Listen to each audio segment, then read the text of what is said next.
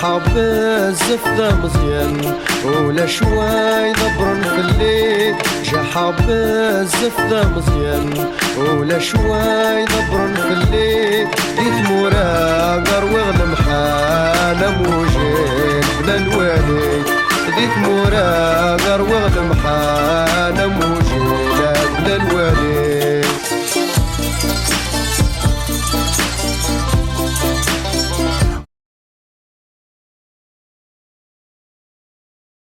Je m'appelle Baya, je suis née en 50 à Alger.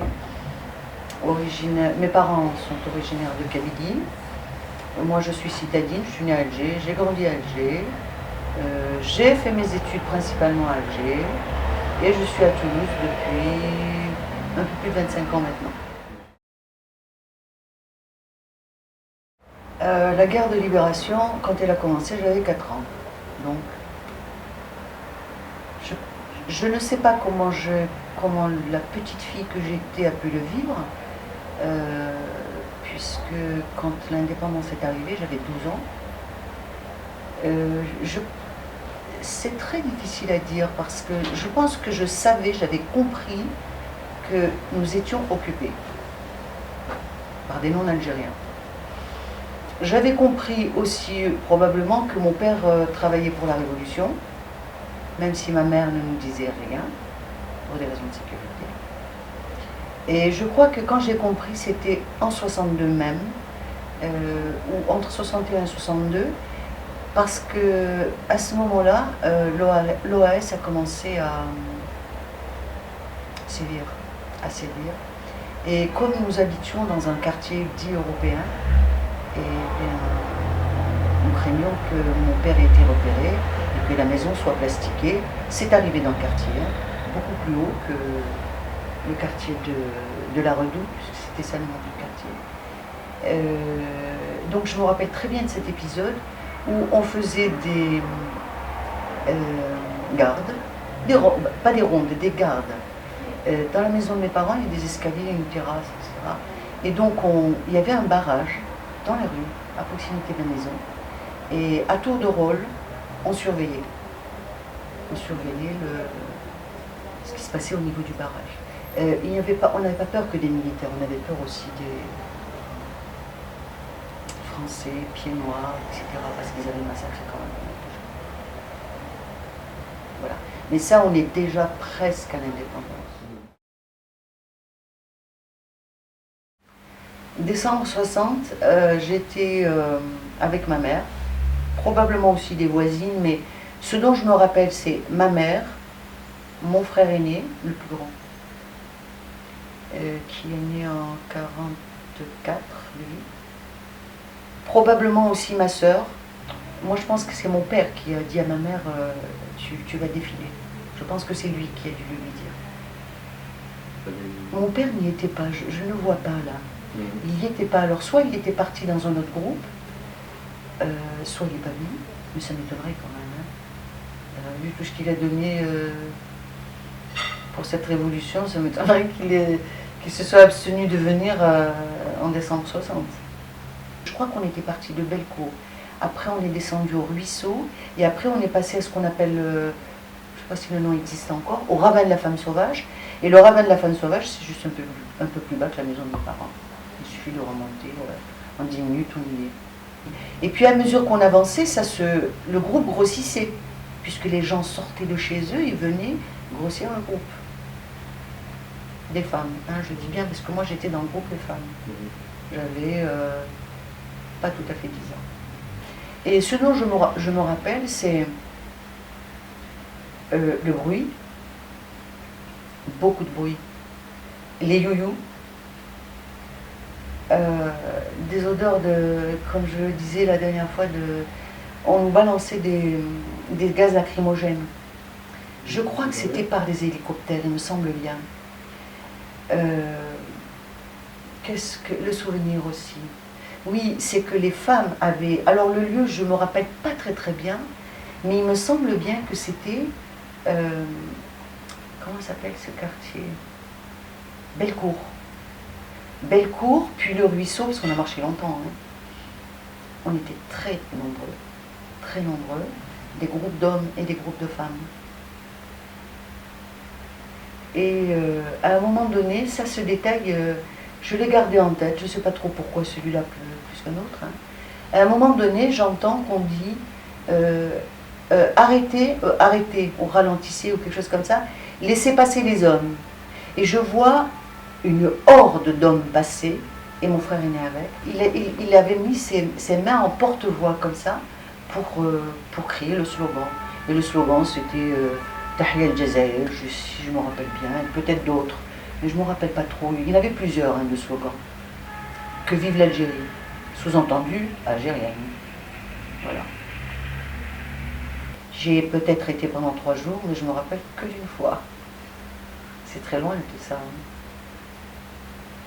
Mais je pense que il y a eu une prise de conscience progressive des adultes, bien sûr, qui a fait que, et puis après il y a toutes les discussions qu'il y a dans la maison, dans les maisons, pas chez nous, hein, mais dans les maisons, dans les quartiers arabes, dits arabes, qui a fait que, à un moment donné, on a compris qu'on s'acheminait vers l'indépendance, et à ce moment-là, les gens n'ont plus attendu. Voilà. Et c'est du spontané et pas du spontané en même temps. Parce qu'il a bien fallu quand même quelques personnes, les premières, qui sont sorties pour entraîner toutes les autres derrière. On a compris à un moment donné qu'on avançait vers l'indépendance. Elle s'est mise à faire des drapeaux, à confectionner des drapeaux à la maison. Hein. Ma mère avait une machine à coudre, il suffisait d'acheter du tissu, voilà, du tissu vert, du tissu blanc, du tissu rouge pour faire le croissant, et elle cousait bien, puisqu'elle avait un diplôme de couture. Elle en a fait des drapeaux, beaucoup, beaucoup, beaucoup. Et bien sûr, on les avait ce jour-là. Je me rappelle de quelque chose. Il y avait le couvre-feu. On avait des parents qui habitaient au Golfe. Nous, on habite à la Redoute, et le Golfe sont des quartiers mitoyens. On avait des parents qui habitaient, ils y habitent toujours d'ailleurs, au Golfe, et elle avait entendu dire que l'eau avait été empoisonnée. Elle est sortie dans la nuit, après le couvre-feu. Elle est montée jusqu'au Golfe, elle est allée les avertir, elle est revenue. Le lendemain, quand ma mère l'a su, elle aurait croisé une patrouille, et puis elle l'aurait dit.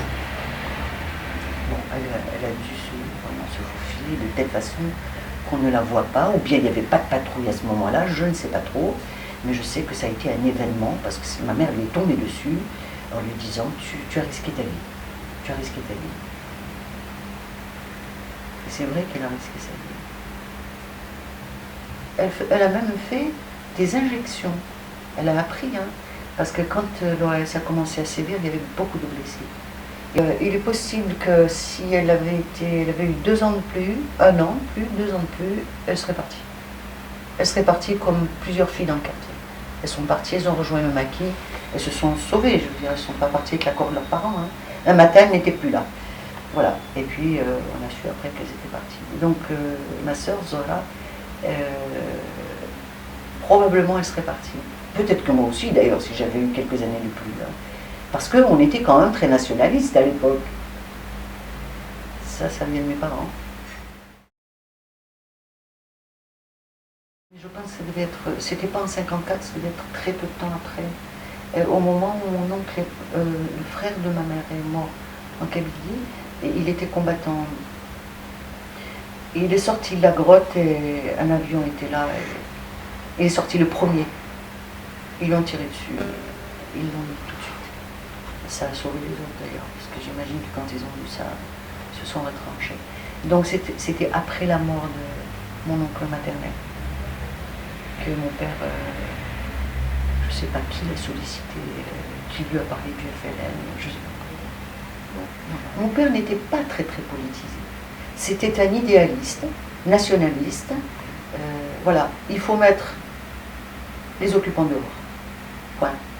Nous voulons être libres. Après, je ne suis pas certaine qu'il y ait eu cette culture politique qui lui aurait permis de savoir qui était l'émirat Abdelkader, qui était Messa Hajj, etc. et les autres. Je pense qu'il n'avait pas tellement de culture politique.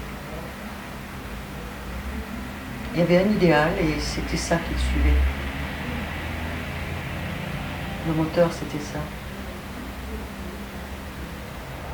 Mes parents ne nous avaient pas politisés. Mes parents ne discutaient pas devant nous de ce qui se passait. Ma mère a caché un terroriste dans la maison en l'absence de mon père. Il était en prison pendant je ne sais pas combien de temps, je n'en sais rien. Je ne me souviens pas très bien, je ne me rappelle même pas si je l'ai vu ou pas. Mais je suppose que je l'ai vu, il était dans la maison, dans la journée. Et c'était une époque où on va à l'école, on rentre de l'école, à la maison, on ne sort pas. Mais ma mère ne nous laissait pas sortir. D'abord parce que c'était dans les traditions et ensuite par peur. Par peur parce qu'il y a eu des empoisonnements d'eau, des choses comme ça, des enfants qui se font arrêter. Voilà, donc ma mère ne nous laissait pas sortir. Et si j'étais à la maison, comme mes autres frères et sœurs, c'est que j'ai probablement vu. Mais j'étais trop petite pour me souvenir. Et ça, c'était avant 58.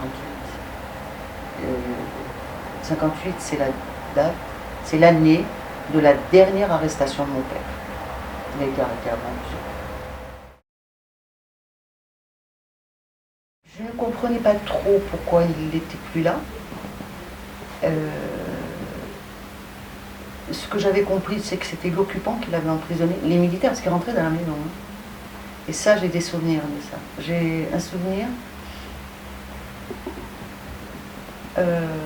où mon père est déjà en prison, il l'a embarqué dans la nuit, je pense, et il voulait faire parler ma mère. Et il la tenait comme ça, contre le mur. Et il pressait. Je ne me rappelle pas du reste. Je pense qu'il s'est passé même des choses un peu inavouables par ma mère. Dans la maison. Par les militaires. Mon père était dans une prison sur les hauts plateaux, la prison de Balouaguilla. C'est comme la Villa Suzini, hein, tristement célèbre. Et c'était en hiver, parce que je me souviens qu'il neigeait et qu'on glissait sur la neige. À Alger, on n'est pas habitué à la neige. Hein. On a de la neige une fois tous les... Voilà. Et là, il y avait de la neige, de la boue. Voilà. Et ça, c'est un souvenir qui m'est resté en tête, qui m'est... Ça s'est fixé. Je ne sais pas pourquoi. Mais c'est comme ça. Et mon père a été là pendant plusieurs mois.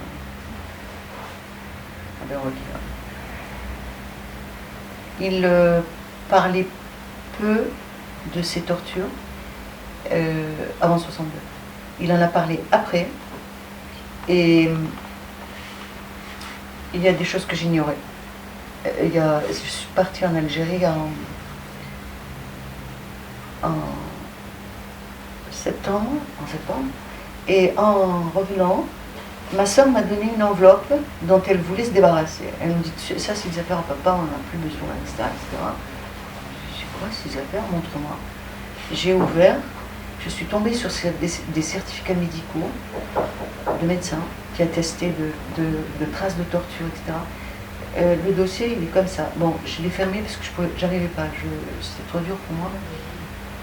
Et je lui ai dit, je le prends, puisque tu veux pas le garder, je le prends. Je l'ai amené avec moi, je l'ai rouvert 2 fois, ici à Toulouse, mais je l'ai refermé autant de fois. Je voulais le rouvrir avant de venir ici, mais je crois que je ne peux pas pour l'heure. Voilà. Parce qu'il y a des certificats médicaux qui sont faits, qui attestent de torture. Il y en a que j'ignorais complètement. Je sais, mon père m'avait dit qu'on l'avait torturé à l'eau. On lui plonge la tête dans l'eau. Voilà. Il m'avait raconté aussi qu'il avait été brûlé au chalumeau. Ça, je me souviens. Il me l'a raconté après, bien sûr, après 62. Par contre, il n'avait pas, c'est ce que j'ai trouvé dans un des certificats médicaux, une autre torture. Je crois que c'est trop dur pour moi, ça je préfère en rester là. J'ai des souvenirs et je pense que là j'avais compris quelque chose, mais c'était juste un détail, c'était pas suffisant pour que je comprenne. Un cousin qui s'appelait Taïeb. Et alors, en Algérie, on dit si Taïeb, monsieur Taïeb, c'est une forme aussi de respect. Et je me souviens que mon père avait été arrêté pour la 1e fois, et ma mère, au lieu d'appeler cet homme si Taïeb, elle disait c'est un neg, c'est un terme très méprisant. Et là, je pense que j'avais compris qu'il avait fait quelque chose contre mon père, parce qu'effectivement, il l'avait dénoncé. Dans quelles conditions, je ne sais pas trop. Parce que parfois, parfois on dénonce sous la torture. Mais là, c'était pas le cas. C'était pas le cas du tout. Ils avaient été le voir dans son magasin, il avait un petit magasin. Et il a balancé mon père. Voilà. Et depuis cette période, ma mère appelle cet homme c'est un nègre. Donc je pense qu'à ce moment-là, j'avais compris que quelque chose, cet homme-là avait fait du mal à mon père. Mon père était en prison à cause de lui. Voilà. Et connaissant mon père, ça ne pouvait pas être pour d'autres raisons que politiques. Mais en même temps, est-ce qu'à 11-12 ans à l'époque, on sait ce que c'est que la politique? Je ne crois pas vraiment. Dans la famille, il y a autre chose qui s'est passé, c'est que au moment où l'OAS a commencé à sévir, mon frère aîné, celui dont je parlais tout à l'heure, était au lycée El Idrissi, c'est à la place du 1er mai. Il a échappé à un attentat, c'est-à-dire qu'il a quitté le banc et quelques minutes après, il a été mitraillé ce banc. Et du coup, mon père et ma mère ont décidé de l'expédier en Kabylie. C'était l'année du bac, donc il a été arrêté. Et pas que mon père et ma mère, un cousin aussi a expédié son fils, ils sont partis à 2. Saïd, mon frère, et Mustapha, ce cousin, sont partis à 2 en Kabylie, où ils ont été enseignants, ils ont enseigné en Kabylie, et ils ont été à l'abri jusqu'à ce que l'OAS cesse de sévir. Voilà, mais à quelques minutes près, on perdait.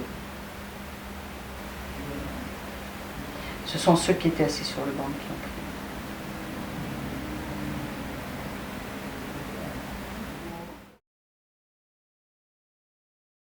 Ça, ma mère nous l'a dit bien après l'indépendance, une fois qu'on est devenu adulte.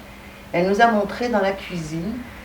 Dans la cuisine, il y avait, c'est pas une cheminée, mais c'est un endroit par lequel s'échappent les gaz. Et au-dessus, il y avait une petite, il y a toujours d'ailleurs, comme une petite tablette comme ça qui fait le tour et qui va de ce côté, et en dessous il y a le lavabo. Et elle nous a montré la cache était là. C'est-à-dire qu'elle n'était même pas en face quand on rentre, mais sur le côté. Eh ben, c'était une tablette avec, je ne sais pas comment la décrire, une tablette, mais une tablette pleine. Et en fait, il y avait une planche qui était clouée là-dessus, ou collée, ou je ne sais plus.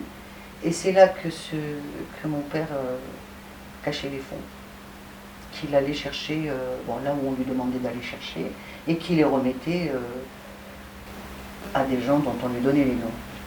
Voilà, il n'y a que ma mère qui l'a pris, mon père et ma mère. Nous, on l'a su à la fin de la guerre. Un peu normal, parce que bon, les gosses, ça cause, et puis on était entouré que d'Européens. Et il suffisait qu'il y en ait un qui parle pour que tout le monde douille, pas seulement mon père.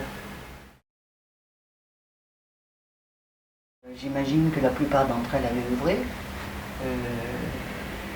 incognito, hein, en abritant des combattants, en donnant des sous, et puis parce que j'imagine qu'elles voulaient voir leurs enfants vivre librement, et vivre elles aussi librement. Mais je pense qu'elles pensaient, elles pensaient davantage à leurs enfants qu'à elles-mêmes. Bon, mais ça c'est banal hein, de dire ça. Elles fonctionnent souvent comme ça. Elles fonctionnaient souvent comme ça. Je pense que c'était ça, c'est l'Algérie indépendante, l'école pour leurs enfants, parce que beaucoup d'enfants n'allaient pas à l'école à l'époque, hein, notamment les filles.